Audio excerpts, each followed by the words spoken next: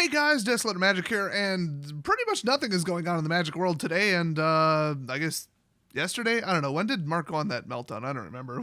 Whatever. I make videos at like 2 in the morning, so what day it is kind of relative. But I thought, let's upload some gameplay. Let's just upload some damn gameplay. And this one has a deck list at the end. A lot of you guys have been requesting this deck list, because I kind of hinted at that I was winning with it, and then I went on live stream and won like 7 games in a row with it. Which, I mean, yeah, I was in the Platinum League, so hey.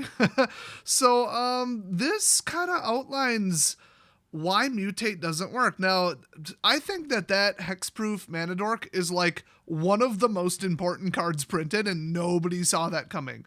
I think everybody, when they saw the spoilers, was like, well, that's nice. You know, I'm sick of getting my Elvish Mystics blown up. That's kind of nice. A little self-defense on it. Otherwise, yeah, Mana Dorks just collapsed and everybody went to like the enchantment on a land-based ramp. But yeah, I mean, here's the problem. Right there. I mean, now it's hexproof until it swings. Also, people have been strapping Aspect of the Hydra to it. I mean, once it swings, okay, I'll blow it up. It's way worse on creatures that you can give hexproof multiple times. But, or ones that have protection from half your deck. That's annoying. But yeah, that card's out of control, but in the context of Standard, it's probably a mediocre card. But with what I'm comfortable with Standard being at.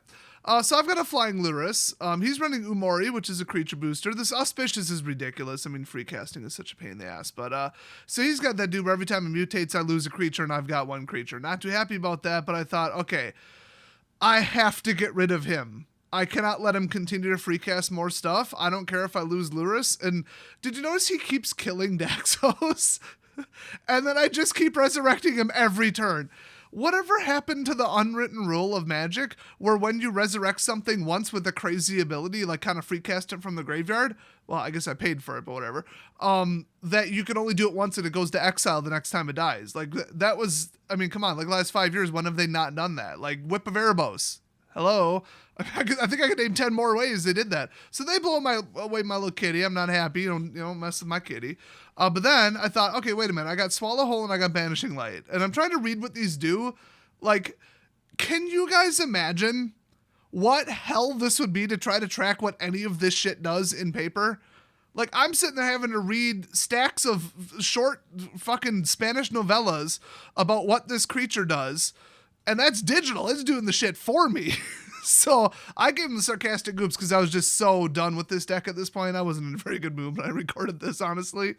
But he just can't come back from this. Now here, I read this one, I try and figure out how it works. I actually still don't know. I'm just going to pin it down and get it the hell out of my way. So have you guys noticed the weakness with this, like, sheer power Mutate deck? Like, it's a damn good deck. It's amazing. I mean, look at the power of it. It's crazy. He had all kinds of first strike, flying, trample, hexproof, woohoo, mega creatures. Exactly what Ikori is supposed to be. And what did he just get beat by?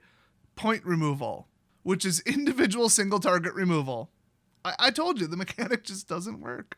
Hexproof is honestly their only hope. That and like counterspells, which, why does nobody play counterspells in Mutate?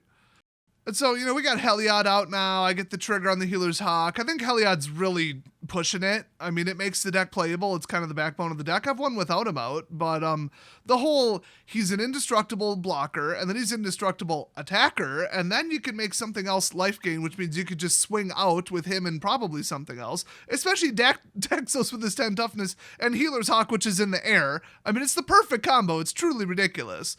And then you can just take the backswing because I'm exiling anything that's big enough that I care about it. It's the deck is just insane. You look at the deck and you're like, oh, it's a gimmicky mono deck, whatever. It's a central theme. How good could it be?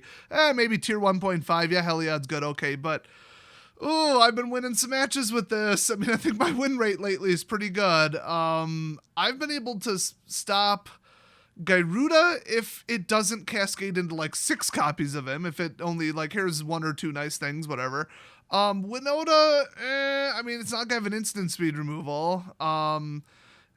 If she doesn't hit hard, I can get rid of her the next turn usually. So there's the forfeit. Oh, wait a minute. Platinum tier with 1 tick remaining. I wonder what the next game is. So we're going up against the standard version of the Lurrus deck, which is a problem for me because then I know for a fact that he has an entire deck of 1 and 2 costs. And then now I know it's life gain based. I mean, you don't run Healer's Hawk just because you think one point is nice. You know, it's like you need the trigger.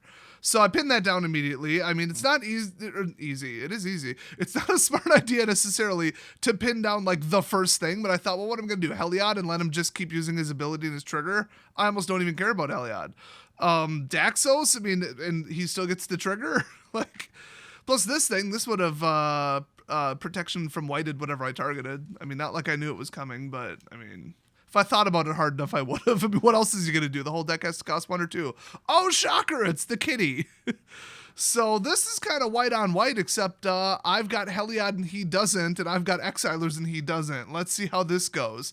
And, you know, would I be like Prankster King of the Century enough to upload one footage of me going to 1 tick away from Diamond and then losing and then just end the video? Absolutely I would, yes. I mean, have you seen my channel? I've done worse things than that for pranks. But that would be a like YOLO to the YOLO with degree meme right there. So well, spoiler alert, I do actually win this one. But yeah, I mean, Lurrus, I'm worried about if he gets out a draw engine, which the 2-cost enchantment would be a draw engine. He's going to need a lot of mana to make it work, though, and I think I can beat him before then. But he had a strong start, but I'm kind of shutting him down because I started with a ton of removal. Well, pseudo-removal. But, you know, hey, 2 pacifisms boost Heliod's, what do you call it, devotion. So I was going to use God's Willing to stop Ajani's Pridemate from shrinking, but then I just dedicated to just going pacifism on Ajani's Pridemate. Then I'm like, hey, wait a minute. 2, 3, 4, 5, we've got a Heliod. Boom. I love it. Would have gotten it anyway off of the Pridemate, but that's kind of cool. So I could have given lifelink to Daxos, but I thought I've got to race him. I've got to absolutely damage race him because he's going to be gaining some life. I pinned down his 2 biggest threats, but he's got 5 cards in hand plus Lurrus plus Resurrections. So I need to do as much damage as quickly as I can. This isn't about, oh, look at the triggers. I put 1 extra count on Daxos. Then I can build up even more life gain and even more defense. I don't need life gain defense against this deck. So you got to think long term. Now he blows up my Pridemate. I'm not happy about that. And then I think Heliod goes away. Is that what happens? Maybe not. I think I have just enough. Yeah, because Daxos is 2, 3, 4, 5. Yeah, barely. Oof. You notice that Devotion is a little harder to pull off some of the big cards, and there's like half of them compared to the last time we were in Theros. So I drop in another Daxos just to burn him. Keep the one that is bigger and has counters and doesn't have Summoning Sickness. And I do it just for the triggers, just for the damage. Now, the more conservative, proper, logical way to play, if you're being cautious, would be to keep him in case that Daxos dies, because I know I can keep the life gain engine going. But I'm going turbo aggressive because I need to beat him before he gets a bunch of stuff out and starts resurrecting it and gaining life. And, having more blockers and more cards than I can exile. If I pay 4 to get rid of something that costs 2, it's not great. That said, I know he's not going to get out of Heliod. So I get to swing with 1 Heliod every turn, and he basically at 8 life has to block it reasonably. And I've got the God's Willing for a unblockable right there. But gotta burn it to not lose Daxos. So, I mean, love white counter spells. Who doesn't? Conclave, there you go. I thought that he was spying on my hand somehow, but, I mean, logically, he was dead. He had no blockers. So I'm like, okay, that's a good reason to forfeit. So it really helped that he didn't draw a whole lot. I mean, kudos to him for mixing black and gold and Mortify, not going, doubling down on Devotion, because why play Devotion without Heliod? But he lost the lifelink flyer because it costs 3. That's why I'm thinking Lurrus isn't that great in Standard. I mean, keep in mind, I played him in the final tier of the Platinum League, and if you know anything about, like, tier 1 of the Platinum League, it is just nightmare deck after nightmare deck. They earned their spot there, and you're playing against other tier 1 and tier 2 people, not 3 and 4.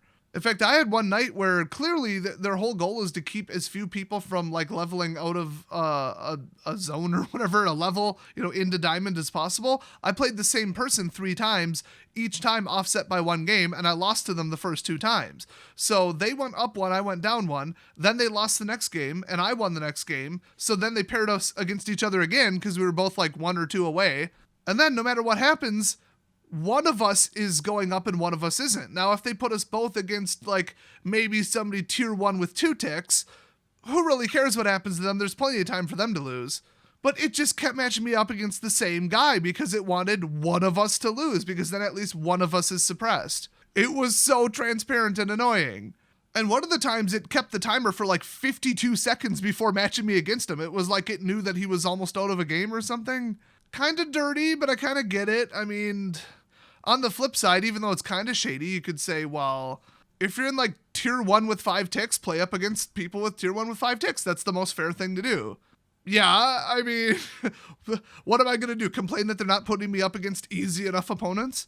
It's just when you think about the mathematical logic behind why they're doing it, in my opinion, why they're doing it, kind of annoying. I did have several times, this was during the beta, where I was 1 win away and they matched me up against such a like God's gift to opening hand perfect deck to beat mine.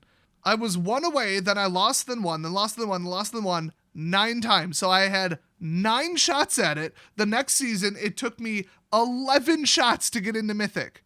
11. I mean, I was 1 away 11 times. And, you know, this is off of like a crazy rocket streak of like 10 wins in a row where I'm like, oh, we're almost there, 1 more. And then just got smacked down by the arena hammer from matchmaking and just my opponent getting like the divine opening hand. And sometimes it was even worse, I noticed, because they would be, because you can see the little, like the size of the little silver symbol on the left, that they were like 2 entire ranks below me, but Arena went and dug up an opponent that they knew their deck had an advantage over mine. And it was clear as day over, like, I've played over 1,000 games. According to the email, I think I played 2,000 or 3,000 games. It became pretty clear to me that once they decided that you leveled up too much in one day, or you got too many wins or too many coins, too many rewards, or ran too many tournaments in one day, they would just start matching you up against people that they knew like your deck had a disadvantage against. Like it went from, oh, I played 5 different decks, cool, yeah, got my daily wins, to like red rush, red rush, red rush, red rush, red rush against a deck that's like mid-range. It's like Arena would just say, no, you're done for the day. I haven't experienced that lately in the last couple months. I don't know if the meta changed so much because it, you know, how AI could it be? How could the computer determine what was going on, you know?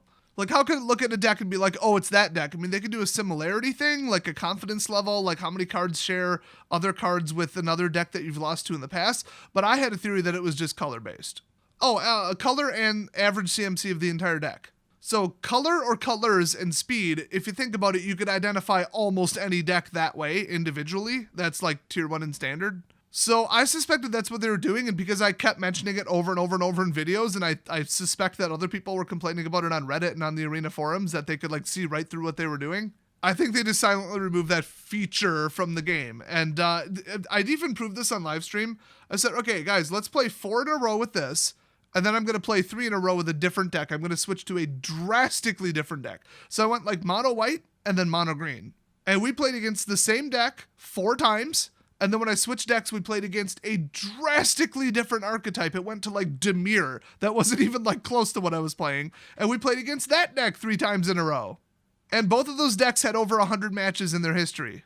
So they also tracked the win-loss rate of a deck that was in the logs formally. And way early on in the beta, if you want to way go down the rabbit hole, way early on in the beta, they had a hilarious workaround where you could just copy your deck to like the, you know, clipboard or notepad, paste it, whatever, and then re-import it, and it would treat it like a deck that it had never seen before.